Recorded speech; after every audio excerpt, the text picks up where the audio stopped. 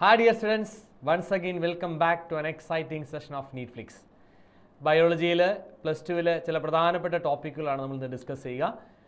ഒരു മാർക്ക് പോലും നഷ്ടപ്പെടാതെ നീറ്റിന് ബയോളജിക്ക് ഫുൾ മാർക്ക് സ്കോർ ചെയ്യാൻ നിങ്ങളെ സഹായിക്കുന്ന നീറ്റ്ഫ്ലിക്സ് എന്ന് പറയുന്ന സീരീസിലേക്ക് ഒരിക്കൽ കൂടി എല്ലാവർക്കും സ്വാഗതം. ഓക്കെ, അപ്പോൾ നമുക്ക് ഇന്ന് ഡിസ്കസ് ചെയ്യുന്ന പ്രധാനപ്പെട്ട ചാപ്റ്ററുകൾ പരിചയപ്പെടാം. ഒന്ന് ബയോടെക്നോളജി പ്രിൻസിപ്പിൾസ് ആൻഡ് പ്രോസസ്, അതുപോലെ തന്നെ biotechnology and its application, organisms and population, ecosystem and biodiversity. ഈ ചാപ്റ്ററുകളിൽ നിന്ന്, ഈ 5 ചാപ്റ്ററുകളിൽ നിന്ന് കഴിഞ്ഞ വർഷങ്ങളായിട്ട് ചോദിച്ചിരിക്കുന്ന ചോദ്യങ്ങൾ ശ്രദ്ധിച്ചാൽ നിങ്ങൾക്കറിയാം.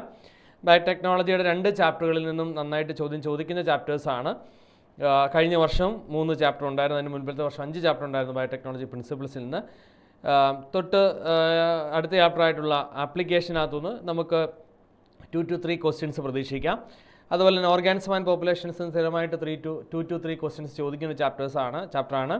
ഇക്കോസിസ്റ്റത്തിൽ നിന്ന് നമുക്ക് 1-2 ക്വസ്റ്റ്യൻസ് പ്രതീക്ഷിക്കാം. ബയോഡൈവേഴ്സിറ്റിയിൽ നിന്ന് കഴിഞ്ഞ വർഷം 5 ചോദ്യങ്ങൾ ചോദിച്ചിരുന്നു, എന്നാൽ മുൻ വർഷങ്ങളൊക്കെ നോക്കുകയാണെങ്കിൽ 3 ചോദ്യം അവിടെ നിന്ന് സ്ഥിരമായിട്ട് ചോദിച്ചുകൊണ്ടിരിക്കുന്നത്. അപ്പോൾ മിനിമം 3 to 5 നമുക്ക് എക്സ്പെക്റ്റ് ചെയ്യാവുന്ന ഒരു ചാപ്റ്ററാണ്. അപ്പോൾ ഈ ചാപ്റ്ററുകളൊക്കെ വളരെ പ്രധാനപ്പെട്ടതാണ്. അപ്പോൾ നമുക്ക് കൂടുതൽ സമയം നഷ്ടപ്പെടുത്താതെ ഒന്നാമത്തെ ക്വസ്റ്റ്യനിലേക്ക് പോകാം. ഓക്കെ, ഫസ്റ്റ് ക്വസ്റ്റ്യൻ നോക്കുക. In the year 1963 the 2 enzymes responsible for restricting the growth of bacteriophage in the E. coli was isolated. Okay, ശരിയല്ലാതെ NCERT-ക്കകത്ത് കൊടുത്തിരിക്കുന്ന ഒരു സ്റ്റേറ്റ്മെൻറ്റാണ്, നമുക്കറിയാവുന്ന കാര്യമാണ്. അപ്പോൾ അത് കറക്റ്റായിട്ടുള്ള സ്റ്റേറ്റ്മെൻ്റ് ആണ് അല്ലേ. നമ്മുടെ റെസിസ്റ്റൻറ്റ് എൻസൈംസ് ആദ്യമായിട്ട് ഫൈൻഡ് ഔട്ട് ചെയ്തത്. ഓക്കെ, 1963. അടുത്തത്, today we know more than 900 resistant enzymes that have been isolated from our 230 strains of bacteria. Okay, അതും ശരിയല്ലേ? അതും ശരിയാണ്. അപ്പോൾ 2 സ്റ്റേറ്റ്മെൻറ്റ് കറക്റ്റാണ്. അപ്പോൾ both statement X and Y are correct. Okay, അടുത്ത ക്വസ്റ്റ്യനിലേക്ക് നമുക്ക് പോകാം. A gene has been ligated into the plasmid vector to prepare a recombinant DNA during bacterial transformation. After formation of recombinant DNA, an exonuclease was added to the tube accidentally. How will it affect the next step of the experiment? Okay, വളരെ മികച്ച ഒരു ചോദ്യമാണിത്. ഇതിനകത്തുനിന്ന് നമുക്ക് വളരെ പ്രധാനപ്പെട്ട ഒരു concept നമുക്ക് കണ്ടുപിടിക്കേണ്ടതായിട്ടുണ്ട്. Okay, അല്ലെങ്കിൽ അറിയേണ്ടതായിട്ടുണ്ട്. ഇവിടെ നോക്കുക, ഇവിടെ പറഞ്ഞിരിക്കുന്ന ഇതാണ്: ഒരു ജീൻ ഒരു പ്ലാസ്മിഡ് വെക്ടറിലേക്ക് ലിഗേറ്റ് ചെയ്തിരിക്കുന്നു അല്ലേ. ലിഗേറ്റ് ചെയ്യാൻ വേണ്ടി നമുക്ക് DNA ലിഗേസ് ഒക്കെ ഉപയോഗിക്കാം അല്ലേ. ലിഗേറ്റ് ചെയ്തു to prepare recombinant DNA during bacterial transformation. ബാക്ടീരിയയിലേക്ക് നമ്മുടെ ജീൻ ഓഫ് ഇൻട്രസ്റ്റിനെ ട്രാൻസ്ഫോം ചെയ്ത് കൊടുക്കുന്ന ട്രാൻസ്ഫോർമേഷൻ എന്ന് പറയുന്ന പ്രോസസ്സിന് മുമ്പായിട്ട് നമ്മൾ ഒരു റീകോമ്പിനന്റ് DNA നമ്മൾ ഉണ്ടാക്കിയെടുത്തു. After the formation of recombinant, അതായത് നമ്മുടെ ജീൻ ഓഫ് ഇൻട്രസ്റ്റ് എവിടേക്ക് ബൈൻഡ് ചെയ്തു? ഈ പ്ലാസ്മിഡിലേക്ക്, വെക്ടറിലേക്ക് ബൈൻഡ് ചെയ്ത് കഴിഞ്ഞു. And exonuclease was added to the tube ആക്സിഡൻ്റലായിട്ട് നമുക്കൊരു എക്സോന്യൂക്ലിയസ് എൻസൈം വന്ന് ആഡ് ചെയ്യുക, അതിനകത്തേക്ക് വീഴുകയാണ്. How will it affect the next step of the experiment? നമുക്കറിയാം എക്സോന്യൂക്ലിയസ് എൻസൈമുകൾ എന്ത് ഡൈജസ്റ്റ് ചെയ്യുന്ന എൻസൈമാണ്? DNA ഡൈജസ്റ്റ് ചെയ്യുന്ന എൻസൈമുകളാണ് അല്ലേ. അപ്പോൾ നമ്മുടെ മനസ്സിലേക്ക് പെട്ടെന്ന് വരുന്ന എന്തായിരിക്കും? DNA വീഴുകയാണെങ്കിൽ എക്സോന്യൂക്ലിയസ് എൻസൈം വേണമെങ്കിൽ തീർന്നു അല്ലേ, DNA എല്ലാം ഡൈജസ്റ്റ് ആയി പോകും എന്നുള്ളതാണ് അല്ലേ. പക്ഷേ നമ്മൾ അറിഞ്ഞിരിക്കേണ്ട പ്രധാനപ്പെട്ട ഒരു കോൺസെപ്റ്റ് ഉണ്ട് ഇവിടെ. എക്സോന്യൂക്ലിയസ് എൻസൈമുകൾക്ക് എന്ത് മാത്രമേ ഡൈജസ്റ്റ് ചെയ്യാനായിട്ട് പറ്റത്തുള്ളൂ? ഓപ്പണിംഗ് എൻഡിൽ നിന്ന് മാത്രമേ അവർക്ക് ഡൈജഷൻ തുടങ്ങാനായിട്ട് പറ്റത്തുള്ളൂ അല്ലേ. ഓപ്പണിംഗ് എൻഡ് എന്ന് പറയുമ്പോൾ ഇപ്പോൾ നമ്മൾ ഇങ്ങനെ ഒരു DNA എടുക്കുകയാണെങ്കിൽ ആ DNAക്ക് ഇവിടെ ഒരു ഓപ്പണിംഗ് എൻഡ് ഉണ്ട്, ഇവിടെ ഒരു ഓപ്പണിംഗ് എൻഡ് ഉണ്ട് അല്ലേ. അവിടുന്ന് മാത്രം കട്ട് ചെയ്യാൻ പറ്റുന്ന എൻസൈമുകളാണ് എന്ന് പറയുന്നത് എക്സോന്യൂക്ലിയസ് എൻസൈംസ് എന്ന് പറയുന്നത് അല്ലേ.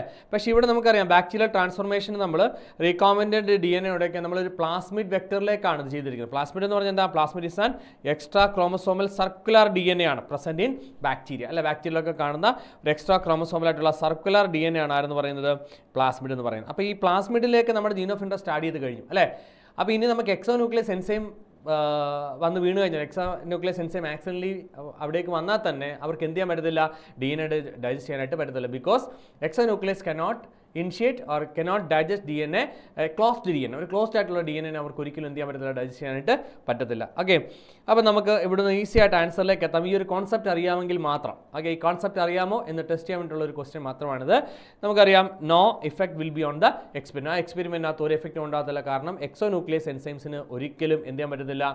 ഒരു ഓപ്പൺ DNA അല്ലാതെ കിടക്കുന്ന അല്ലെങ്കിൽ ക്ലോസ്ഡ് ആയിട്ടുള്ള സർക്കുലർ DNA ഡൈജസ്റ്റ് ചെയ്യാനായിട്ട് പറ്റത്തില്ല. ഓക്കെ, അത് നോക്കുക. അടുത്ത ക്വസ്റ്റ്യൻ നോക്കുക. In bioreactors, 100 to 1000 liters of cultures can be processed.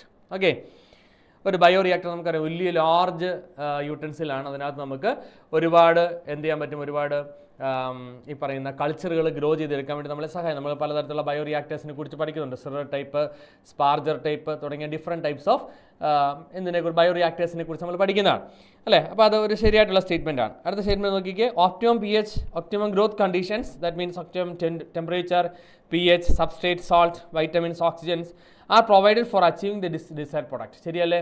ആണ്. നമ്മൾ ഒപ്റ്റിമം കണ്ടീഷൻസ് കൊടുത്തെങ്കിൽ മാത്രമേ നമുക്ക് ഡിസൈറബിൾ ആയിട്ടുള്ള പ്രൊഡക്റ്റ് കിട്ടത്തുള്ളൂ. നമ്മൾ പഠിക്കുന്നതാണ്.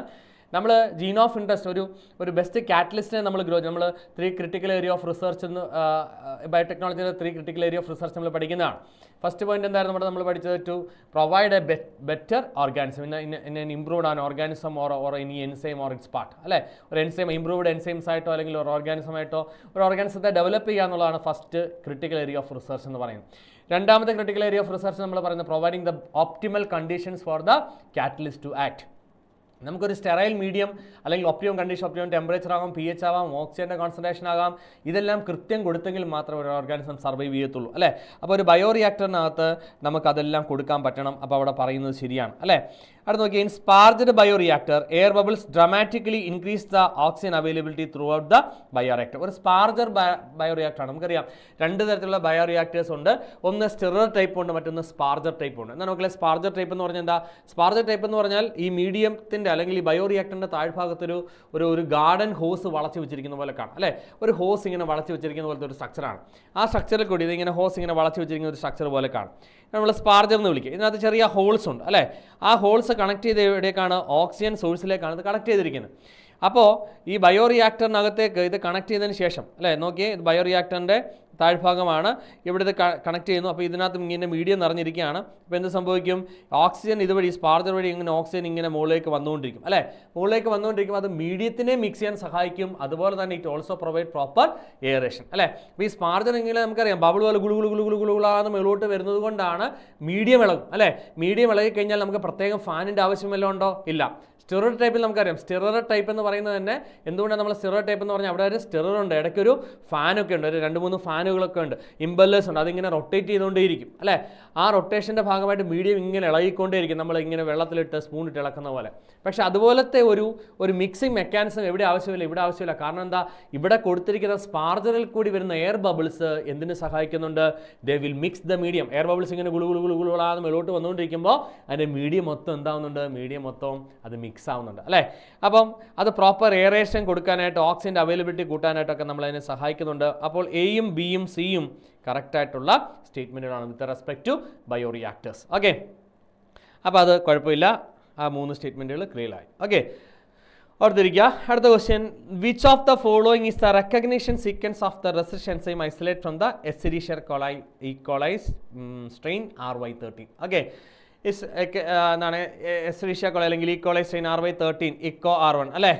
ഇക്കോ R1ൽ നിന്നും നമ്മൾ ഐസൊലേറ്റ് ചെയ്തെടുക്കുന്ന ബാക്ടീരിയ അല്ലെ എസ്ചെരിഷ്യ കോളൈ നമ്മൾ ഐസൊലേറ്റ് ചെയ്തെടുക്കുന്ന ബാക്ടീരിയയുടെ അല്ലെങ്കിൽ റെസിസ്റ്റൻസ് എൻസൈംസിൻ്റെ പേരാണ് എന്താണ്? ഇക്കോ R1 എന്ന് പറയുന്നത് അല്ലേ.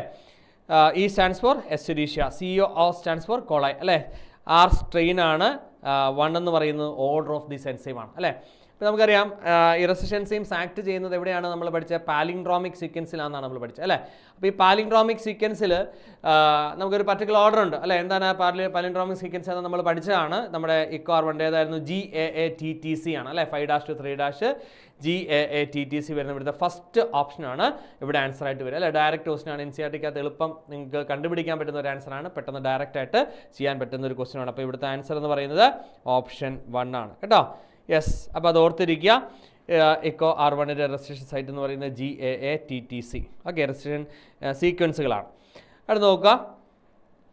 Read the statement carefully and choose the correct option. ചോദ്യം ഇതാണ്, സ്റ്റേറ്റ്മെൻറ്റ് ഇതാണ്, ശ്രദ്ധിക്കുക. നല്ല 2 സ്റ്റേറ്റ്മെൻറ്റുകളാണ്. The green revolution succeeded in only doubling the food supply. Food supply double ചെയ്യാൻ സഹായിച്ചു എന്നാണ് പറയുന്നത്. പക്ഷേ ഡബിളിംഗ് അല്ല, കൃത്യമായിട്ട് നമുക്കറിയാം. നമ്മൾ പറയുമ്പോൾ ഇങ്ങനെ പറയും ഇരട്ടി വർദ്ധിച്ചു, ഫുഡ് പ്രൊഡക്ഷൻ കൂടി, ഇരട്ടി കൂടി എന്നൊക്കെയാണ് പറയുന്നത്. പക്ഷേ NCERT-ക്കകത്തെ സ്റ്റേറ്റ്മെൻറ്റ് എന്ന് പറയുന്നത് ഡബിളിംഗ് അല്ല, പിന്നെന്താണ്? ട്രിപ്ലിംഗ് എന്നുള്ളതാണ് കേട്ടോ. ട്രിപ്ലിംഗ് എന്നുള്ളതാണ്. പ്രത്യേകം ശ്രദ്ധിക്കുക, ഡബിളിംഗ് അല്ല. നമ്മൾ പറയുമ്പോഴൊക്കെ നമ്മളിങ്ങനെ പറയും എന്താണ് ഒരു ഇരട്ടി അല്ലെങ്കിൽ നമ്മുടെ ഫുഡ് പ്രൊഡക്ഷൻ ഇരട്ടി വർദ്ധിച്ചു എന്നൊക്കെ നമ്മൾ പറയും. പക്ഷേ NCERT-ക്കകത്തെ സ്റ്റേറ്റ്മെൻറ്റ് ട്രിപ്ലിംഗ് എന്നുള്ളതാണ്. അപ്പോൾ അത് ആ സ്റ്റേറ്റ്മെൻറ്റ് തെറ്റാണ്. അവിടെ നോക്കിക്കേ, Increased yield of crops was mainly due to the use of improved varieties during the Green Revolution. നമുക്കറിയാം ഗ്രീൻ റവല്യൂഷൻ്റെ സമയത്ത് ഇംപ്രൂവ്ഡ് ക്രോപ്പ് വെറൈറ്റീസ് ഉപയോഗിക്കുന്നില്ലെന്നല്ല, പക്ഷേ ഇംപ്രൂവ്ഡ് ക്രോപ്പ് വെറൈറ്റീസിനേക്കാൾ കൂടുതൽ നമ്മൾ ഡിപ്പെൻഡ് ചെയ്ത് എന്തിനാണ്? ചില പ്രാക്ടീസസ് ആണ് അല്ലേ? നമ്മൾ ഫാമിംഗ് പ്രാക്ടീസസിൽ മാറ്റം വരുത്താണ്. ഉദാഹരണം പറഞ്ഞാൽ നമ്മൾ എവിടേക്ക് മാറി? നമ്മൾ പെസ്റ്റിസൈഡ്സിലേക്കൊക്കെ മാറുന്നു, അല്ലെങ്കിൽ നമ്മൾ കെമിക്കൽ ഫെർട്ടിലൈസേഴ്സ് ഉപയോഗിച്ച് തുടങ്ങുന്നു. അപ്പോൾ ഒരു അഗ്രികൾച്ചറൽ പ്രാക്ടീസസിൽ വരുത്തുന്ന മാറ്റമാണ് പ്രധാനമായിട്ടും ഗ്രീൻ റവല്യൂഷൻ നമ്മളെ സഹായിക്കുന്നത്. അപ്പോൾ നോക്കാം, അഗ്രികൾച്ചറൽ പ്രാക്ടീസസിലാണ് നമ്മൾ കൂടുതൽ മോഡിഫിക്കേഷൻ വരുന്നത്. അപ്പോൾ മെയിനായിട്ടുള്ള ഒരു മോഡിഫിക്കേഷൻ അതാണ്. മനസ്സിലാകുന്നുണ്ടോ? ഇനി അതല്ലാതെ നമ്മൾ പറയാനാണെങ്കിൽ പറയാം, ചെറിയ വേരിയേഷൻസ് ഒക്കെ വരുന്നുണ്ട്. ബയോടെക്നോളജി ഒന്നും വന്നില്ല, ബയോടെക്നോളജി വെച്ചുള്ള മോഡിഫിക്കേഷൻസ് ഒന്നും വന്നിട്ടില്ല. പക്ഷേ ഇംപ്രൂവ്ഡ് ആയിട്ടുള്ള വെറൈറ്റീസ്, നമ്മുടെ ട്രഡീഷണൽ ആയിട്ടുള്ള ഹൈബ്രിഡൈസേഷൻ ടെക്നിക്ക് ഉപയോഗിച്ച് നമുക്ക് കിട്ടിയിട്ടുള്ള ഇംപ്രൂവ്ഡ് വെറൈറ്റീസിനൊക്കെ നമ്മൾ അവിടെ ഉപയോഗിക്കുന്നുണ്ട്. പക്ഷേ അതിനേക്കാൾ കൂടുതൽ മെയിനായിട്ട് അതൊക്കെ കുറച്ചേ ഉള്ളൂ അല്ലേ? ഇന്നത്തെ പോലെ ബയോടെക്നോളജിക്ക് വന്നതിന് ശേഷം ഉണ്ടായിട്ടുള്ള അത്രയും ഒരു agricultural development, crop improve, variation ഒന്നും അവിടെ ആ കാലത്ത് ഉണ്ടായിട്ടില്ല. അപ്പോൾ അവിടെയും ഉപയോഗിക്കുന്നുണ്ട്. അത് എവിടെ കിട്ടുന്നതാണ്? ട്രഡീഷണൽ ആയിട്ടുള്ള മെത്തേഡ്സിൽ കിട്ടിയിട്ടുള്ളത് മാത്രമാണ് നമ്മൾ അവിടെ ഉപയോഗിക്കുന്നത്. പക്ഷേ കൂടുതലും നമ്മൾ അഗ്രികൾച്ചറൽ പ്രാക്ടീസസ്, മാനേജ്മെൻറ്റ് പ്രാക്ടീസസിലാണ് മോഡിഫിക്കേഷൻസ് വരുത്തിയിരിക്കുന്നത് അല്ലേ? അപ്പം increase yield of crops was mainly due to improved crop varieties എന്ന് പറയുന്നത് തെറ്റാണ്. Mainly due to management practices ആണ്. മാനേജ്മെൻറ്റ് പ്രാക്ടീസസ് എന്ന് നമ്മളിവിടെ ഉദ്ദേശിക്കുന്നത് നമ്മുടെ കെമിക്കൽ ഫെർട്ടിലൈസേഴ്സിൻ്റെ ഉപയോഗം, പെസ്റ്റിസൈഡ്സിൻ്റെ ഉപയോഗം, അതുപോലെയുള്ള ഇതിൻ്റെ അഗ്രികൾച്ചർ മാനേജ്മെൻറ്റുമായിട്ട് ബന്ധപ്പെട്ടുള്ള ചില കാര്യങ്ങളിൽ മാറ്റം വരുത്തിക്കൊണ്ടാണ് നമ്മുടെ അവിടെ ഈ ഫുഡ് പ്രൊഡക്ഷൻ ട്രിപ്പിളിങ്ങിലേക്ക് വരുന്നത്. ഓക്കെ, അപ്പോൾ നമുക്ക് പറയാം ബോത്ത് സ്റ്റേറ്റ്മെൻറ്റ്സ് ആണ്, രണ്ട് സ്റ്റേറ്റ്മെൻറ്റും എന്താണ്? ഇൻകറക്റ്റ് ആണെന്ന് പറയാം. ഓക്കെ, അടുത്ത ക്വസ്റ്റ്യൻ നോക്കുക. 3 critical area of research in ബയോടെക്നോളജിയുമായിട്ട് ബന്ധപ്പെട്ടുള്ള ഒരു ചോദ്യമാണ്. Which of the following does not belong, which of the following അല്ലെങ്കിൽ below statements does not belong to the 3 critical area of research in ബയോടെക്നോളജിയിലെ 3 critical area of റിസർച്ചുമായിട്ട് ബന്ധപ്പെട്ടതല്ലാത്തത് ഏതൊക്കെയാണെന്നാണ് ചോദ്യം. ഒന്നാമത്തെ ചോദ്യം നോക്കിക്കേ. Providing the best catalyst in the form of an improved organism, usually a microbes or pure enzyme. Okay, ശരിയാണ്. ഒരു മൈക്രോബോ അല്ലെങ്കിൽ ഒരു പ്യുവർ എൻസൈമുമായിട്ട് ഒരു ബെസ്റ്റ് കാറ്റലിസ്റ്റ് ഡെവലപ്പ് ചെയ്യുക എന്നുള്ളതാണ് ഒന്നാമത്തെ ക്രിട്ടിക്കൽ ഏരിയ ഓഫ് റിസർച്ച് എന്ന് പറയുന്നത്. രണ്ടാമത് creating optimal conditions through engineering for a catalyst to act. നമ്മൾ പറഞ്ഞു, ഒരു ഡെവലപ്പ് ചെയ്തിരിക്കുന്ന ഒരു ഓർഗാനിസംസിന് അല്ലെങ്കിൽ നമ്മൾ ഡെവലപ്പ് ചെയ്തെടുത്ത ഒരു എൻസൈം ആകാം, ഓർഗാനിസം, അതാണ് ദ ബെസ്റ്റ് കാറ്റലിസ്റ്റ് എന്ന് പറയുന്നത്. അതിന് വളരാൻ ആവശ്യമായിട്ടുള്ള സാഹചര്യം ഒരുക്കി കൊടുക്കുക എന്നുള്ളതാണ് നമ്മുടെ രണ്ടാമത്തെ ക്രിട്ടിക്കൽ ഏരിയ ഓഫ് റിസർച്ച് എന്ന് പറയുന്നത്. അതാണ് ഇവിടെ പറയുന്നത് ക്രിയേറ്റിംഗ് ഒപ്റ്റിമൽ കണ്ടീഷൻ. ഇവിടെ എന്താണ് ഈ ഒപ്റ്റിമൽ കണ്ടീഷൻ എന്ന് പറയുന്നത്? നമ്മൾ മുമ്പേ പറഞ്ഞു, ബയോ റിയാക്ടേഴ്സിൻ്റെ ഒക്കെ കാര്യമാണ് അല്ലേ? സ്റ്റെറർ, സ്പാർജർ പോലുള്ള എന്ത് ഉപയോഗിക്കാം? നമുക്ക് ബയോ റിയാക്ടേഴ്സ് ഉപയോഗിക്കാം. Okay, to file a bio patent on the developing novel search. Okay, നമുക്കൊരു ബയോ പേറ്റൻ്റ് ഒക്കെ ഡെവലപ്പ് ചെയ്യാനായിട്ട് പറ്റും. നമുക്ക് എന്തെങ്കിലും പുതിയ കണ്ടുപിടുത്തങ്ങൾ ഉണ്ടെങ്കിൽ അതിൽ പേറ്റൻറ്റ് നമുക്ക് ഡെവലപ്പ് ചെയ്തെടുക്കാം അല്ലേ? പേറ്റൻറ്റ് ചോദിക്കാം, പേറ്റൻറ്റിന് അപ്ലൈ ചെയ്യാം. നമ്മൾ കണ്ടുപിടിച്ചിരിക്കുന്ന ആ ഒരു പ്രോപ്പർട്ടിക്ക് ഒരു ഇൻ്റലക്ച്വൽ പ്രോപ്പർട്ടി റൈറ്റ് ഒക്കെ നമുക്ക് കിട്ടും അല്ലേ? അത് നമ്മൾ പേറ്റൻറ്റ് എന്ന് പറയും. അത് പേറ്റൻ്റ് ഒക്കെ നമുക്ക് കിട്ടും. പക്ഷേ പേറ്റൻറ്റ് എടുക്കുക, പേറ്റൻറ്റ് ഫയൽ ചെയ്യുക, അതൊന്നും എന്തുമായിട്ട് ബന്ധപ്പെട്ടതല്ല? നമ്മുടെ ബയോടെക്നോളജിയുടെ 3 critical area ഓഫ് റിസർച്ചുമായിട്ട് ബന്ധപ്പെട്ടത് അല്ല അല്ലേ? അപ്പോൾ അത് നമുക്ക് അല്ല, അത് ഓപ്ഷൻ സി അവിടെ ഇല്ല.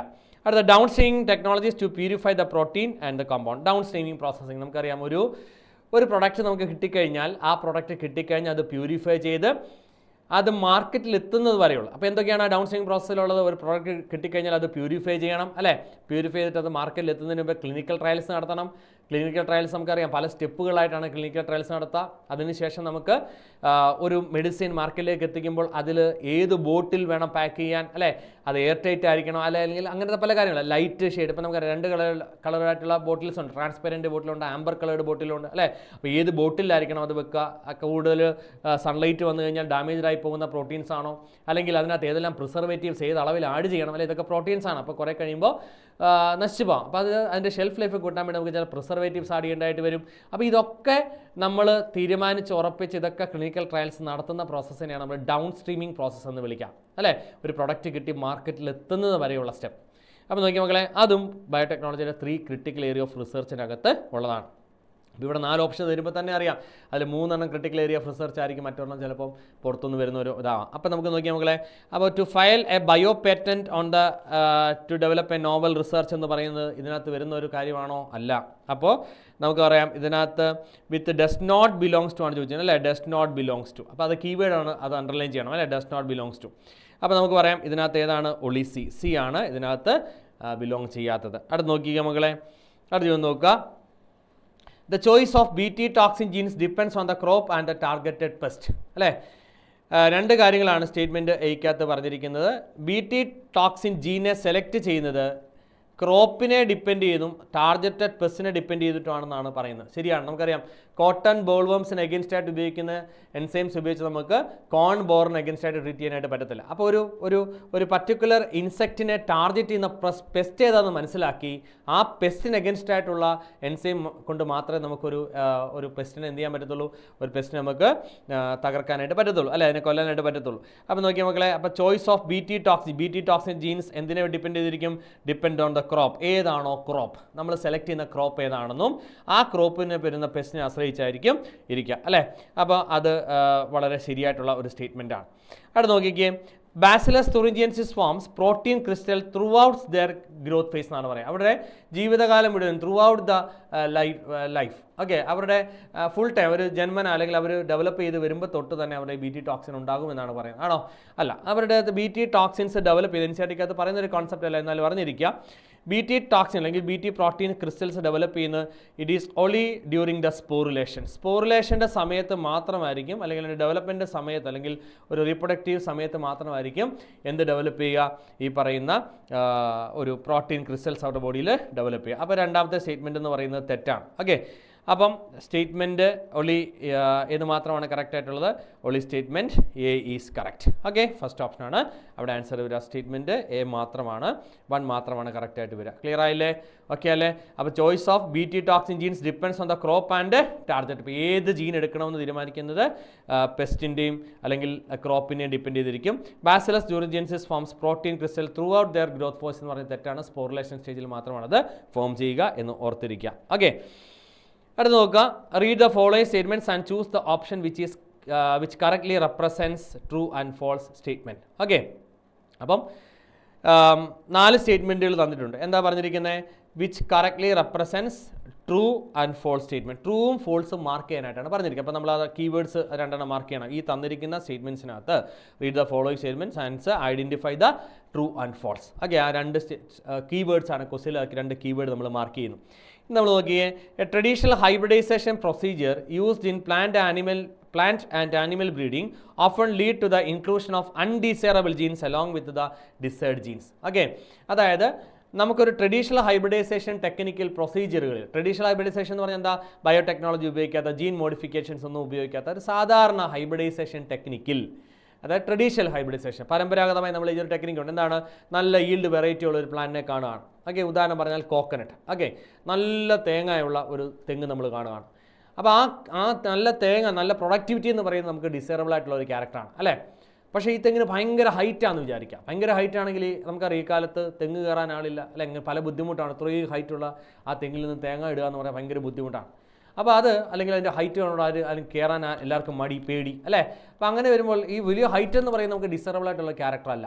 പക്ഷേ നമ്മുടെ കയ്യിൽ തന്നെ അധികം പൊക്കമില്ലാത്തൊരു തെങ്ങുണ്ടെന്ന് വിചാരിക്കാം, അല്ലേ? അപ്പോൾ അധികം പൊക്കം വരാത്തൊരു തെങ്ങ്, പക്ഷേ അതിന് എന്ത് കുറവാണ്? പ്രൊഡക്ടിവിറ്റി കുറവാണ്. അപ്പോൾ ആ തെങ്ങിൽ നമുക്ക് വേണ്ട ഡിസൈറബിൾ ആയിട്ടുള്ള ക്യാരക്ടർ എന്ന് പറഞ്ഞാൽ എന്താണ്? ഹൈറ്റ് കുറവ് എന്നുള്ളതാണ്, അല്ലേ? പക്ഷേ അതിന് എന്തില്ല? പ്രൊഡക്ടിവിറ്റി ഇല്ല. അപ്പോൾ ഈ 2 തെങ്ങുകളുടെ ക്യാരക്ടർ, നമുക്ക് വേണ്ട 2 ക്യാരക്ടർ 2 തെങ്ങിലായിട്ട് സ്പ്ലിറ്റ് ചെയ്ത് കിടക്കുകയാണ്, അല്ലേ?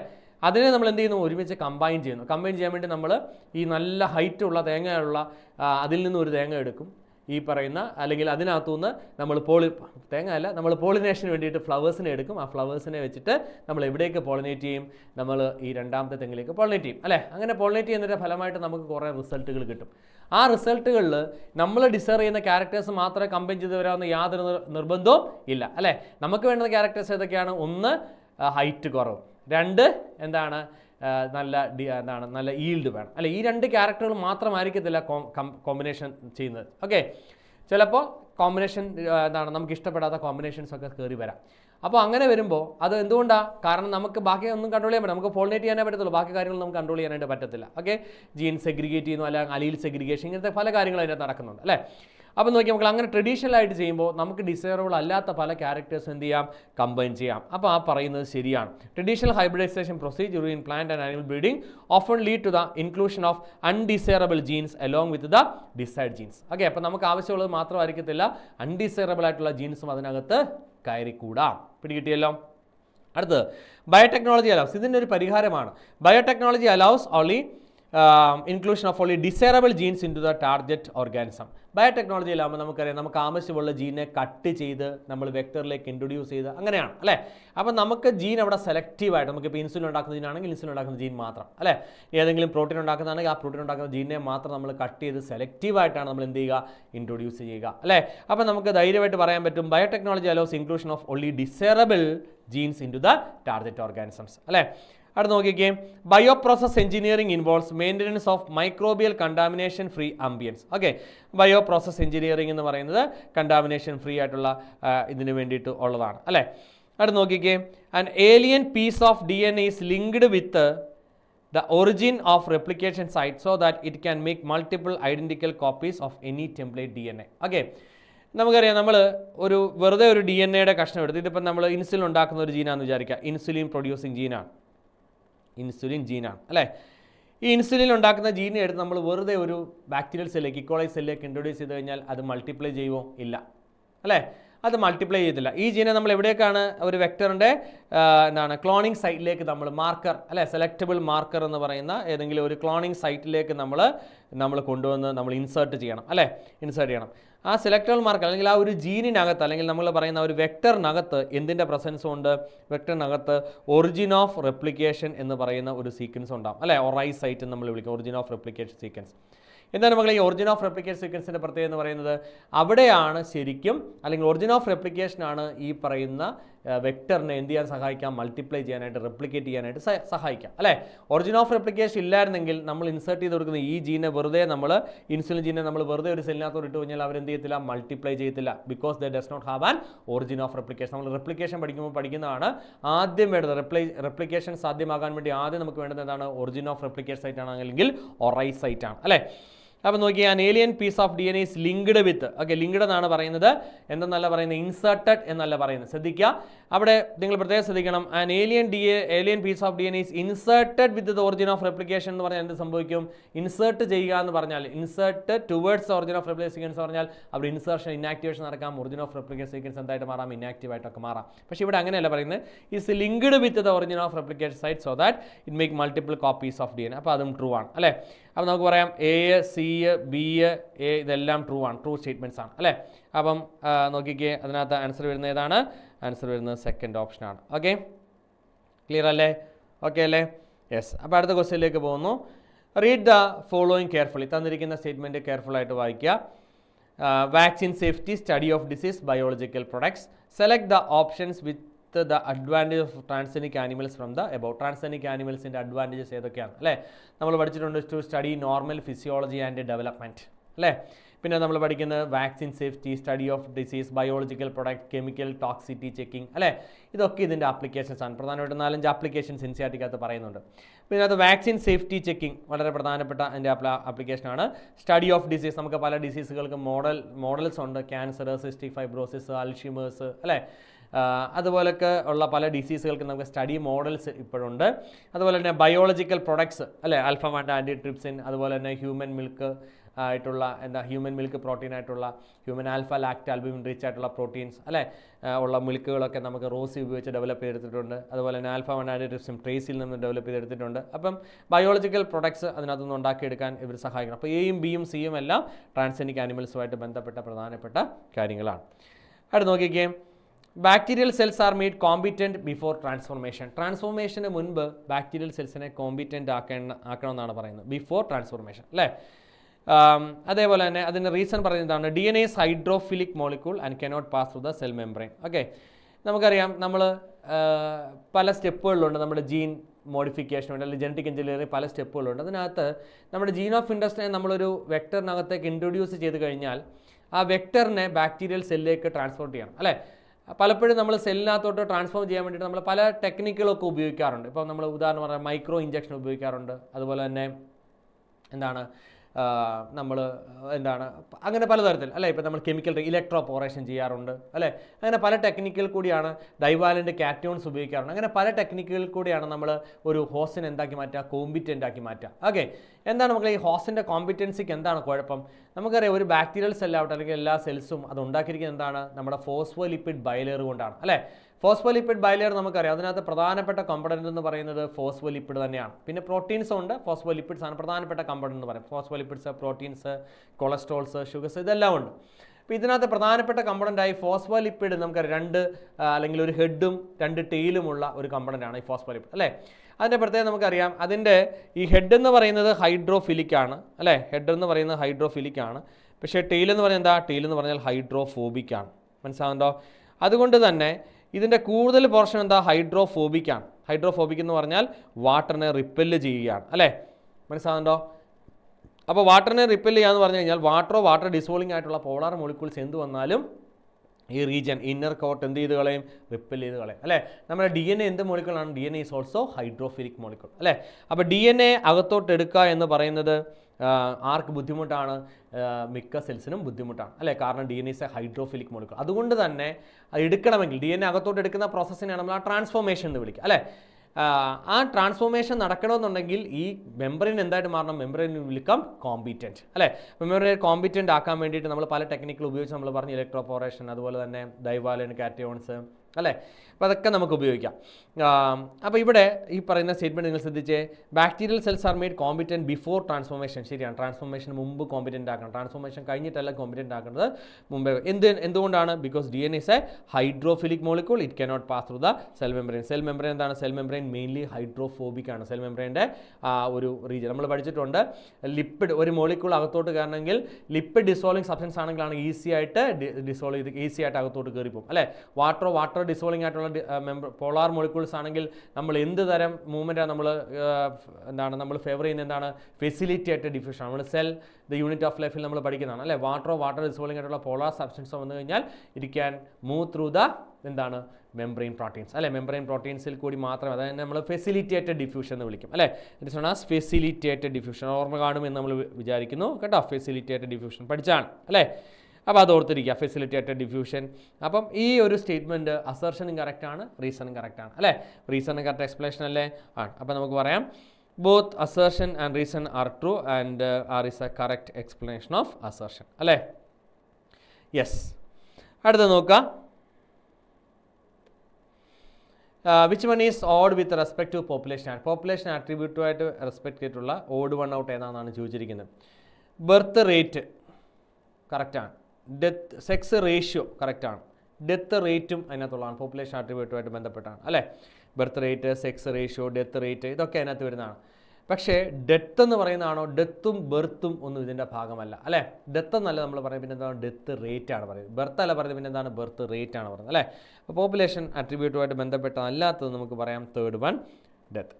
അടുത്ത് നോക്കുക, competitive exclusion principle was given by. ആരാണ് മക്കളെ കോമ്പറ്റീറ്റീവ് എക്സ്ക്ലൂഷൻ പ്രിൻസിപ്പിൾ പ്രപ്പോസ് ചെയ്ത ആരാണ്, ജോർജി ഗോസ് ആണ് അല്ലേ. ജോർജി ഗോസ് ആണ് കോമ്പറ്റീറ്റീവ് എക്സ്ക്ലൂഷൻ പ്രിൻസിപ്പിൾ പ്രപ്പോസ് ചെയ്യുന്നത്. ഓക്കെ, ഓർത്തിരിക്കുക, ജോർജി ഗോസ്.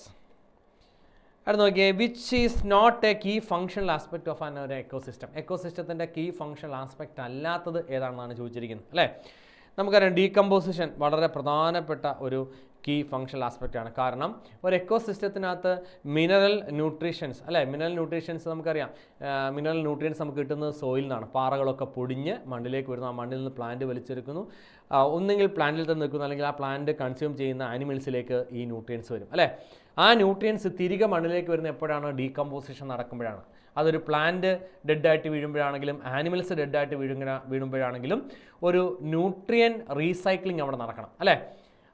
അതിന് നമ്മളെ സഹായിക്കുന്ന പ്രധാനപ്പെട്ട പ്രോസസ്സാണ് എന്ന് പറയുന്നത് ഡീകമ്പോസിഷൻ അല്ലേ. നമ്മൾ പഠിക്കുന്നുണ്ട് ഒരു എക്കോസിസ്റ്റത്തിനകത്ത് പ്രധാനപ്പെട്ട ഫീച്ചറാണ് പ്രൊഡക്ടിവിറ്റി അല്ലേ. അതായത് എക്കോസിസ്റ്റത്തിനകത്ത് എനർജി സോഴ്സ് എന്ന് പറഞ്ഞാൽ എന്താ, സൺലൈറ്റ് ആണ് പ്രധാനപ്പെട്ട സോഴ്സ് എന്ന് പറയുന്നത് അല്ലേ. 90% എക്കോസിസ്റ്റത്തിലും sunlight ultimate source of energy എന്നാണ് നമ്മൾ പറയുക.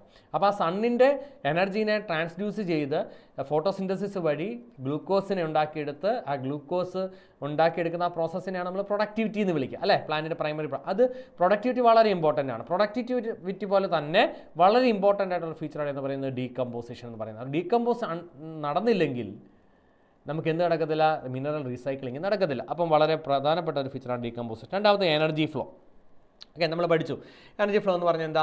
എനർജി ഫ്ലോ എന്ന് പറഞ്ഞാൽ ഒരു എന്താണ് ട്രോഫിക് ലെവലിൽ നിന്ന് മറ്റൊരു ട്രോഫിക് ലെവലിലേക്ക് എനർജി ഫ്ലോ ചെയ്യണം. അപ്പം പ്രൊഡ്യൂസേഴ്സ് ആണെങ്കിൽ ആ പ്രൊഡ്യൂസേഴ്സിൽ നിന്ന് എനർജി പ്രൈമറി കൺസ്യൂമേഴ്സ് അല്ലേ, ഹെർബിവോറസ് ആയിട്ടുള്ള ഹെർബിവോറസിൽ നിന്നും സെക്കൻഡറി എന്താണ് കൺസ്യൂമേഴ്സ്, അതായത് കാർണിവോറസ് ആയിട്ടുള്ളവർ അല്ലേ, അങ്ങനെ ആ ഒരു എനർജി ഡീകമ്പോസേഴ്സ്, അങ്ങനെ എനർജി ഫ്ലോ ചെയ്യണം.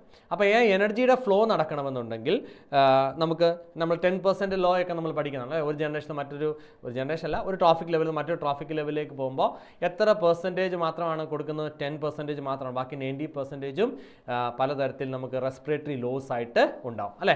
അപ്പം എനർജി ഫ്ലോ എന്ന് പറയുന്നതും എക്കോസിസ്റ്റത്തിൻ്റെ പ്രധാനപ്പെട്ട ഒരു ഫീച്ചറാണ്. യൂണി ഡയറക്ഷണൽ ഫ്ലോ ഓഫ് എനർജി നമ്മൾ വിളിക്കും അല്ലേ. അതേപോലെ തന്നെ മറ്റൊരു ഫീച്ചർ കൊടുത്തിരിക്കുന്നത്, മൂന്നാമത്തെ ഫീച്ചർ കൊടുത്തിരിക്കുന്നത് സ്പീഷീസ് കമ്പോസിഷനാണ്. സ്പീഷീസ് കമ്പോസിഷൻ എന്ന് പറയുന്നത് ഒരു വളരെ പ്രധാനപ്പെട്ട ആസ്പെക്റ്റ് ആണോ? അല്ല. സ്പീഷീസ് കമ്പോസിഷൻ നമുക്കുണ്ടാവും, അത് നമുക്ക് ഡിപ്പെൻഡ് ചെയ്യാം. പക്ഷേ ഒരു കീ ഫങ്ഷണൽ ആസ്പെക്റ്റ് ആയിട്ട് നമുക്ക് ഒരിക്കലും സ്പീഷീസ് കമ്പോസിഷൻ കൺസിഡർ ചെയ്യാൻ പറ്റത്തില്ല. കാരണം അക്വാട്ടിക് ആയിട്ടുള്ള ഒരു എക്കോസിസ്റ്റത്തിലുള്ള സ്പീഷീസ് കമ്പോസിഷൻ അല്ല ടെറസ്ട്രിയൽ തന്നെ പലതരത്തിലുണ്ട് അല്ലേ. ഡെസേർട്ട് ഉണ്ട്, അതുപോലെ തന്നെ ഫോറസ്റ്റ് എക്കോസിസ്റ്റം ഉണ്ട്, അങ്ങനെ പലതരത്തിലുള്ള അഗ്രികൾച്ചർ എക്കോസിസ്റ്റം ഉണ്ട്, അങ്ങനെ പലതരത്തിലുള്ള എക്കോസിസ്റ്റം. ഓരോത്തിലും സ്പീഷീസ് കമ്പോസിഷൻ ഡിഫറൻ്റ് ആയിരിക്കും. അപ്പം എല്ലാ എക്കോസിസ്റ്റത്തിൻ്റെ പ്രധാനപ്പെട്ട ഒരു ഫീച്ചർ സ്പീഷീസ് കമ്പോസിഷൻ നമുക്ക് പറയാൻ പറ്റത്തില്ല. പിന്നെ എല്ലാ സ്പീഷീസ് അവിടെ ഉണ്ടായിരിക്കണം. അപ്പം നമുക്കപ്പോൾ പലതരം സ്പീഷീസുകളെ കുറിച്ചൊക്കെ നമ്മൾ പഠിക്കുന്നുണ്ട്. കീ സ്റ്റോൺ സ്പീഷീസ് എന്നൊക്കെ പറഞ്ഞ് പലതരം സ്പീഷീസുകളൊക്കെ അവിടെ ഉണ്ട്. പക്ഷേ എന്നാൽ തന്നെയും ഒരു ഫങ്ഷണൽ ആസ്പെക്റ്റ് നമ്മൾ നോക്കുമ്പോൾ അതൊരു പ്രധാനപ്പെട്ട ആസ്പെക്റ്റാണ് നമുക്ക് പറയാനായിട്ട് പറ്റത്തില്ല. ഇനി നാലാമത് നിങ്ങളൊക്കെ ഞാൻ ഓൾറെഡി പറഞ്ഞു, ന്യൂട്രിയൻ സൈക്ലിംഗ് വളരെ പ്രധാനപ്പെട്ടതാണ്. ഡീകമ്പോസിഷൻ നടന്നു കഴിയുമ്പോൾ ന്യൂട്രിയൻസിൻ്റെ റീസൈക്ലിംഗ് നടക്കുന്നുണ്ട് അല്ലേ. ആ ന്യൂട്രിയൻ സൈക്ലിംഗ് വളരെ ഇമ്പോർട്ടൻ്റ് ആണ്. അപ്പോൾ ഈ 3 കാര്യങ്ങൾ, decomposition, energy flow, nutrient cycling, ഇതൊക്കെ കീ ഫങ്ഷണൽ ആസ്പെക്ട് ഓഫ് എക്കോസിസ്റ്റമാണ് അല്ലേ. അപ്പോൾ അതിനകത്ത് സെക്കൻഡ് ഓപ്ഷനാണ് നമുക്ക് കീ ഫങ്ഷണൽ ഓപ്ഷൻ അല്ലാത്തത്. ഓക്കെ, അടുത്ത് നോക്കുക, primary productivity does not depends on. എന്താ നോക്കുക, പ്രൈമറി പ്രൊഡക്ടിവിറ്റി എന്ന് പറഞ്ഞാൽ എന്താ? നമ്മൾ സണ്ണിൽ നിന്നും അല്ലേ എനർജി എടുത്ത് ആ എനർജീനെ ഫോട്ടോസിന്തസിസ് പറയുന്ന പ്രോസസ്സ് വഴി ATP ആക്കി മാറ്റും. നമ്മൾ ഫോട്ടോസിന്തസിസ് എല്ലാം പഠിക്കുന്നതാണ്, വിശദമായിട്ട് പഠിക്കുന്നതാണ്. ലൈറ്റ് ഫേസിൽ ലൈറ്റ് എനർജി അബ്സോർബ് ചെയ്ത് കെമിക്കൽ എനർജി ആയിട്ട് ട്രാൻസ്ഫർ ചെയ്യുന്നു അല്ലേ. ആ കെമിക്കൽ എനർജി ഉപയോഗിച്ച് അറ്റ്മോസ്ഫിയറിലുള്ള കാർബൺ ഡൈ ഓക്സൈഡ് റെഡ്യൂസ് ചെയ്ത് എന്തായിട്ട് മാറ്റുന്നു? കാർബോഹൈഡ്രേറ്റ് ആയിട്ട് മാറ്റുന്നു അല്ലേ. ആ പ്രോസസ്സിനെ നമ്മൾ ഫോട്ടോസിന്തസിസ് എന്ന് വിളിക്കാം. അപ്പം ആ പ്രൊഡക്ടിവിറ്റി നടക്കുക, അതായത് ഫോട്ടോസിന്തസിസ് എന്നുള്ളതാണ് അവിടുത്തെ പ്രധാനപ്പെട്ട. ഈ പ്രൊഡക്ടിവിറ്റി എന്ന് പറഞ്ഞാൽ തന്നെ ഇതാണ്, photosynthesis, that is the production. Okay, അപ്പോൾ ഇവിടെ നോക്കാം, പ്രൊഡക്ഷനെ ബാധിക്കുന്ന അല്ലെങ്കിൽ ഫോട്ടോസിന്തസിസിനെ ബാധിക്കുന്ന ഫീച്ചേഴ്സ് ഏതൊക്കെയാണെന്ന് നമുക്ക് നോക്കാം. ഒന്നാമത്തേത് നോക്കിയാൽ, plant species inhabiting a particular area. ശരിയാണോ? ശരിയാണ്. അപ്പോൾ പ്ലാന്റ് ഏരിയ അതിനെ ഡിപ്പെൻഡ് ചെയ്യും. കാരണം എന്താ മക്കളെ? കാരണം പ്ലാന്റ്സിന് പലതിനും പല എഫിഷ്യൻസിയാണുള്ളത് അല്ലേ. ഇപ്പം നമ്മൾ പഠിക്കുന്നതാണ്, നമ്മുടെ ഭൂമിയിലുള്ള ഏരിയ നമ്മൾ മൊത്തം നോക്കുകയാണെങ്കിൽ ഒരു 70% എന്താണ്? വാട്ടറാണ്, അക്വാട്ടിക്കാണ് അല്ലേ. 30% മാത്രമാണ് ലാൻഡ് എന്ന് പറയുന്നത്, അല്ലെങ്കിൽ ടെറസ്ട്രിയൽ എന്ന് പറയുന്നത്. നമ്മൾ പക്ഷേ പഠിക്കുന്നുണ്ട് ടെറസ്ട്രിയൽ ആയിട്ടുള്ള റീജിയനിലാണ് പ്രൊഡക്ടിവിറ്റി കൂടുതൽ എന്ന് പറയുന്നുണ്ട് അല്ലേ. അപ്പോൾ എന്താണ് ഈ അക്വാട്ടിക് റീജിയൻ്റെ പ്രശ്നം? എന്താ? അവിടെ കൂടുതലും കാണുന്ന ആൽഗേസാണ്. ആൽഗേസിന് എന്ത് കുറവാണ്? പ്രൊഡക്ടിവിറ്റി കുറവാണ് അല്ലേ. അപ്പോൾ ആ ഒരു plant species inhabiting a particular area എന്ന് പറയുന്നത് വളരെ പ്രധാനപ്പെട്ടതാണ്. അവരാണ് തീരുമാനിക്കുന്നത് എത്രത്തോളം റേറ്റ് ഓഫ് ഫോട്ടോസിന്തസിസ് ഉണ്ടാവണം എന്ന് തീരുമാനിക്കുക അല്ലേ. അപ്പോൾ അത് വളരെ പ്രധാനപ്പെട്ടതാണ്. ചിലപ്പോൾ ചിലയിടത്ത് ട്രീസ് ആയിരിക്കും, ചിലയിടത്ത് ഗ്രാസ് ആയിരിക്കും അല്ലെ. ഗ്രാസ് ആകുമ്പം അളവ് കുറവാണ്, ലീഫിൻ്റെ വലിപ്പം കുറവാണ്, അല്ലെങ്കിൽ പ്ലാന്റ്സിൻ്റെ സൈസ് കുറവാണ്. പക്ഷേ ഒരു ട്രീ ആണ് നിൽക്കുന്നതെങ്കിൽ വലിയ ട്രീ ആയിരിക്കും, ഒരുപാട് ലീഫ് ഉണ്ടായിരിക്കും. അപ്പോൾ ആ പർട്ടിക്കുലർ ഏരിയയിൽ ഇൻഹിബിറ്റ് ചെയ്യുന്ന സ്പീഷീസിൻ്റെ എണ്ണം പ്രൊഡക്ടിവിറ്റിയെ ബാധിക്കുന്ന ഒന്നാണ്. രണ്ടാമത് photosynthetic capacity of the plants. അതിപ്പോൾ നമ്മൾ ഓൾറെഡി പറഞ്ഞു കഴിഞ്ഞു അല്ലേ. ഓരോ പ്ലാന്റിലും ഫോട്ടോസിന്തറ്റിക് കപ്പാസിറ്റി ഡിഫറൻ്റ് ആണ്, ഓരോ സ്പീഷീസിലും ഡിഫറൻ്റ് ആണ്. നമുക്കറിയാം, നമ്മൾ ആലിനൊക്കെ അല്ലേ, ഫൈക്കസ്, അതിനൊക്കെ കൂടുതൽ ഫോട്ടോസിന്തസിസ് റേറ്റ് ഉണ്ടെന്ന് നമ്മൾ കേട്ടിട്ടുണ്ട്. കാരണം എന്താ? അതിൻ്റെ ലീഫിൻ്റെ പ്രത്യേകതയാണ്. അതിനകത്ത് ക്ലോറോഫിൽ മോളിക്യൂൾസിൻ്റെ എഫിഷ്യൻസിയാണ്, അല്ലെങ്കിൽ more number of chloroplast mesophyll cells ഒക്കെ അതിനകത്തുണ്ട്. നമുക്കറിയാം C4 പ്ലാന്റ്സിനാണെങ്കിലും കൂടുതൽ ഫോട്ടോസിന്തറ്റിക് റേറ്റ് ഉള്ള പ്ലാന്റ്സ് ആണ് അല്ലേ. Because they can overcome photo respiration, ഇതൊക്കെ നമ്മൾ പഠിക്കുന്നതാണ്. അപ്പം photosynthetic capacity of the plant അതും വളരെ ഇമ്പോർട്ടൻ്റ് ആണ്. അതുപോലെ തന്നെ അവൈലബിലിറ്റി ഓഫ് ന്യൂട്രിയൻസ് അല്ലേ. ന്യൂട്രിയൻസിൻ്റെ അവൈലബിലിറ്റി ഒരു പ്ലാന്റിൻ്റെ ലീഫിൻ്റെ ഡെവലപ്മെൻറ്റിനും ക്ലോറോഫിൽ മോളിക്യൂൾസിൻ്റെ ഒക്കെ ഡെവലപ്മെൻറ്റിനും ഒക്കെ വളരെ ഇമ്പോർട്ടൻ്റ് ആണ് ഈ പറയുന്ന എലമെൻറ്റ്സ് അല്ലേ. മാഗ്നീഷ്യം അതുപോലെയുള്ള എല്ലാ എലമെൻറ്റ്സും നമുക്ക് ഈ ന്യൂട്രിയൻസ് നമുക്ക് മണ്ണിൽ ആവശ്യമുണ്ട്. അപ്പോൾ മണ്ണിൽ ന്യൂട്രിയൻസ് ഉണ്ടെങ്കിൽ മാത്രമേ പ്ലാന്റ് നന്നായിട്ട് വളരത്തുള്ളൂ, അതിൻ്റെ പ്രൊഡക്ടിവിറ്റി കൂടത്തുള്ളൂ അല്ലേ. നമുക്കറിയാം, ഒരു പർട്ടിക്കുലർ ഗിവൺ ടൈമിൽ സോയിലുള്ള ന്യൂട്രിയൻസിൻ്റെ അളവ് നമ്മൾ വിളിക്കും സ്റ്റാൻഡിങ് സ്റ്റേറ്റ് എന്ന് വിളിക്കും അല്ലേ, നമ്മൾ പഠിക്കുന്നതാണ്. അപ്പോൾ നോക്കി നോക്കാം. അപ്പോൾ ഈ ഒരു ചോദ്യത്തിനകത്ത് മൂന്നാമത്തെ ഓപ്ഷൻ നോക്കുക, ബയോമാസ് ഓഫ് പാരസൈറ്റ്സ്. പാരസൈറ്റ്സിൻ്റെ ബയോമാസ് നമുക്ക് അല്ലെങ്കിൽ പ്രൈമറി പ്രൊഡക്ടിവിറ്റിയെ ബാധിക്കുന്ന ഒരു ഫീച്ചറാണോ? അല്ല. അപ്പോൾ അതൊരു ഫീച്ചർ അല്ല എന്നോർത്തിരിക്കുക. ഓക്കെ, അടുത്തൊരു ക്വസ്റ്റ്യനിലേക്ക് വരുന്നു. One of the reasons of the richness of biodiversity in Tropics is. നമുക്കറിയാം, ട്രോപ്പിക്കൽ റീജിയനും നമുക്ക് പ്രധാനമായിട്ട് നമ്മളൊരു എർത്ത് എടുക്കുകയാണെങ്കിൽ നമുക്ക് ട്രോപ്പിക്കൽ റീജിയൻ ഉണ്ട്, ടെമ്പറേറ്റ് റീജിയൻ ഉണ്ട് അല്ലേ. സൺലൈറ്റ് ഡയറക്റ്റായിട്ട് കിട്ടുന്ന എവിടെയൊക്കെയാണ് മക്കളെ? സൺലൈറ്റ് ഡയറക്റ്റായിട്ട് വന്ന് വീഴുന്നത് ഒന്ന് നമ്മുടെ ഇക്വേറ്ററിലാണ് വീഴുക അല്ലേ. ഇക്വേറ്ററിൽ നമ്മൾ സൗത്ത് പോളിലേക്ക് നോർത്ത് പോളിലേക്കും ഒക്കെ പോകുമ്പോൾ നമുക്ക് ട്രോപ്പിക് ഓഫ് ക്യാൻസറും ട്രോപ്പിക് ഓഫ് കാപ്രിക്കോണും ഒക്കെ ഉണ്ട് അല്ലേ. ആ ഒരു സോണിനെയാണ് നമ്മൾ എന്ത് വിളിക്കുക?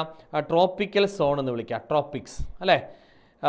അതിനുശേഷം താഴേക്ക് വരുന്ന സോൺ നമ്മൾ വിളിക്കുന്നു ടെമ്പറേറ്റ് സോൺ എന്ന് വിളിക്കുന്നു, ടെമ്പറേറ്റ് സോൺ അല്ലേ.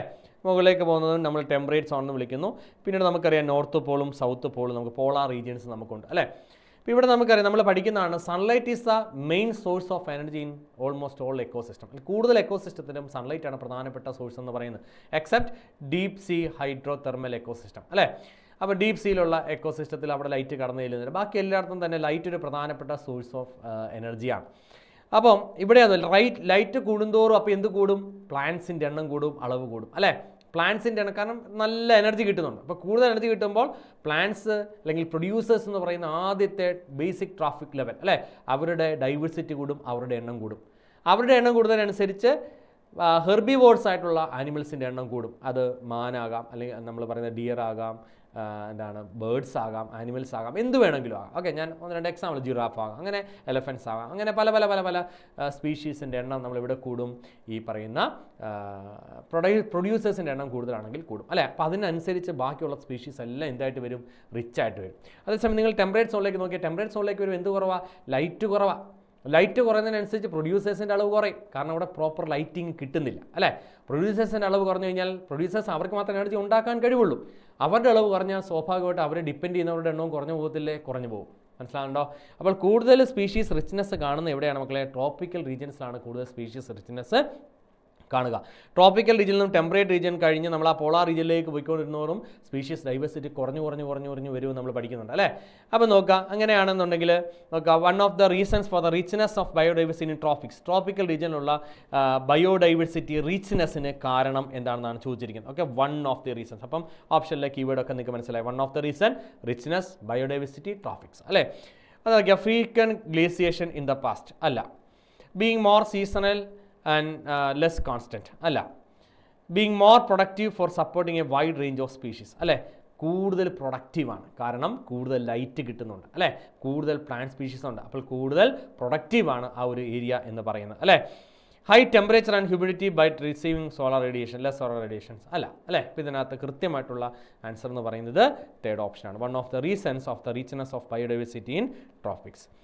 അടുത്ത് നോക്കിക്കേ, GFC എന്ന് പറഞ്ഞാൽ ഗ്രേസിംഗ് ഫുഡ് ചെയിൻ അല്ലേ. എന്താണ് മക്കളെ ഒരു ഗ്രേസിംഗ് ഫുഡ് ചെയിൻ എന്ന് പറഞ്ഞാൽ എന്താ? ഒരു പ്രൊഡ്യൂസറിൽ തുടങ്ങുന്ന ഫുഡ് ചെയിനാണ് നമ്മളൊരു പ്രൊഡ്യൂസർ അല്ലേ. ഒരു ഗ്രീൻ പ്ലാന്റിൽ തുടങ്ങുന്ന ഒരു ഫുഡ് ചെയിനെയാണ് നമ്മൾ എന്ത് വിളിക്കുക? ഗ്രേസിംഗ് ഫുഡ് ചെയിൻ എന്ന് വിളിക്കുക. അതേപോലെ തന്നെ എന്താണ് DFC എന്ന് പറഞ്ഞാൽ എന്താ? Detritus food chain. അതായത് ഏതെങ്കിലും ഒരു ഓർഗാനിസമോ അതിൻ്റെ കമ്പോണൻറ്റോ ഡെഡ് ആകുമ്പോൾ അല്ലേ, ഡെഡ് മാറ്ററിൽ തുടങ്ങുന്ന ഒരു ഫുഡ് ചെയിനെയാണ് നമ്മൾ വിളിക്കുക ഡെട്രിറ്റസ് ഫുഡ് ചെയിൻ എന്ന് വിളിക്കുക. നമ്മൾ പഠിക്കുന്നുണ്ട് അക്വാട്ടിക് ആയിട്ടുള്ള സിസ്റ്റത്തിലാണ് ഗ്രേസിംഗ് ഫുഡ് ചെയിൻ വളരെ പ്രോമിനൻ്റ് ആയിട്ട് കാണാൻ പറ്റും. കാരണം അവിടെ ഫൈറ്റോ പ്ലാങ്ക്ടൺസ് ധാരാളമുണ്ട്. ആ ഫൈറ്റോ പ്ലാങ്ക്ടൺസിനെ കൺസ്യൂം ചെയ്യുന്ന ചെറിയ സ്പീഷീസുകളുണ്ട്, സുവോ പ്ലാങ്ക്ടൺസ്, അതുപോലെ തന്നെ സ്മോൾ ഫിഷസ്, ബിഗ് ഫിഷസ്. അങ്ങനെ വരുമ്പോൾ ഈ അക്വാട്ടിക് എക്കോസിസ്റ്റത്തിൽ പ്രധാനമായിട്ടും എനർജി ഫ്ലോ നടക്കുന്ന ഇതുവഴിയായിരിക്കും ഗ്രേസിംഗ് ഫുഡ് ചെയിൻ വഴിയായിരിക്കും. കാരണം അവിടെ ധാരാളം പ്രൊഡ്യൂസേഴ്സ് ഉണ്ട്. അവിടെ ഡെഡായിട്ടുള്ള ഓർഗാനിക് മാറ്റർ ഉണ്ടാകുന്നതിനേക്കാൾ കൂടുതലും ഗ്രീൻ ആയിട്ടുള്ള അല്ലെങ്കിൽ പ്രൊഡ്യൂസേഴ്സാണ് കൂടുതൽ. ഓക്കെ, അപ്പം നമ്മൾ പഠിക്കുന്നു GFC അല്ലെങ്കിൽ grazing food chain is a major conduit of energy flow in the aquatic ecosystem. കറക്റ്റാണ്.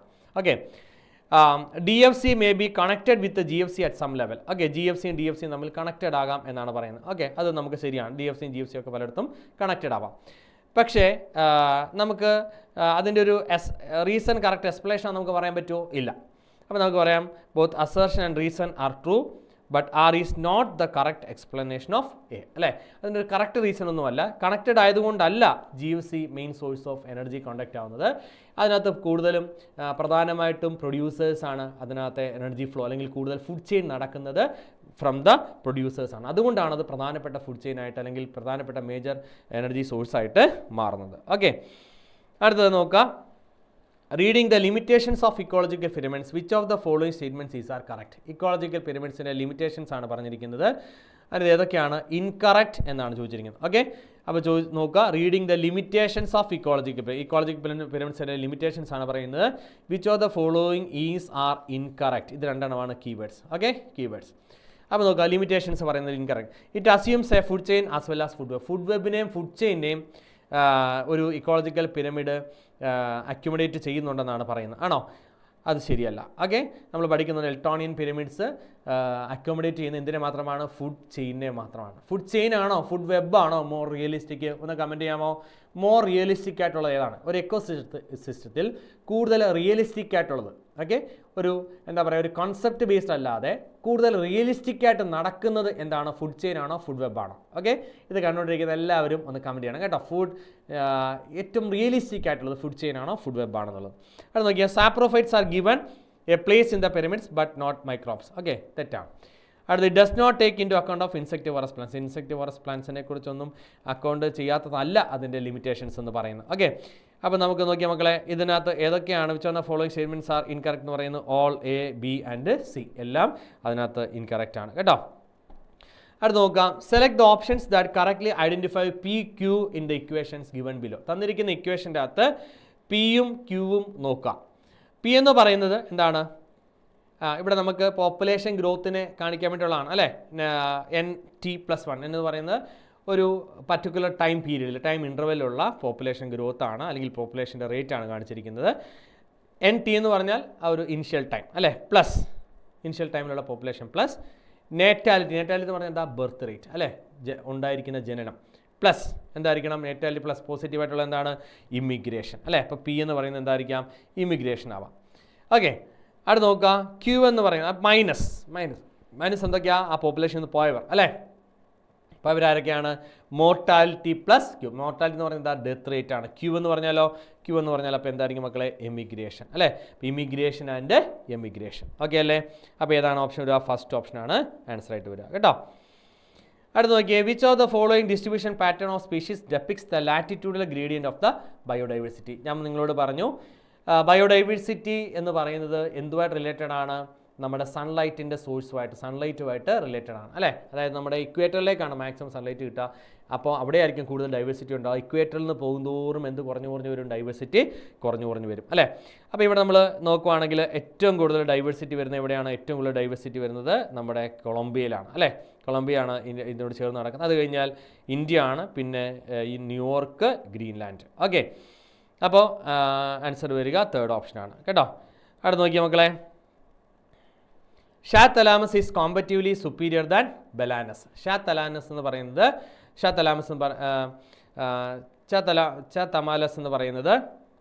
Is competitively superior than Balanus അല്ലേ. അതുപോലെ തന്നെ Chthamalus is dominated the intertidal area and replaced Balanus. Okay, തന്നിരിക്കുന്ന statement ശരിയാണോ തെറ്റാണോ എന്നുള്ളതാണ്. Superior ആണോ ഷാത്തലാമസ്? കോമ്പറ്റീവ്ലി superior ആണോ? അല്ല. Dominate over the intertidals area and replaced by Balanus ആണോ? അല്ല. അപ്പോൾ രണ്ടും തെറ്റായിട്ടുള്ള സ്റ്റേറ്റ്മെൻ്റ് ആണ്. അപ്പോൾ both A and assertion and reason are false. രണ്ടും അസേർഷനും റീസണും രണ്ടും ഫോൾസ് ആണ്. ഓക്കെ, അപ്പം നോക്കുക. യെസ്, അപ്പം ഇത്രയും പ്രധാനപ്പെട്ട ക്വസ്റ്റ്യൻസ് ആണ് നമ്മൾ ഈ ചാപ്റ്ററുമായിട്ട് ബന്ധപ്പെട്ട് ഡിസ്കസ് ചെയ്യുന്നത്. ഓക്കെ, കോൺസെപ്റ്റുകൾ നിങ്ങൾ തറവായി കാണുമെന്ന് വിചാരിക്കുന്നു. വളരെ പ്രധാനപ്പെട്ട ചാപ്റ്ററുകളാണ്. ഈ ചാപ്റ്ററുകൾ എല്ലാവരും നന്നായിട്ട് പഠിക്കുക, നന്നായിട്ട് പ്രിപ്പയർ ചെയ്യുക. അപ്പോൾ എല്ലാവർക്കും all the very best. God bless you all. Thank you.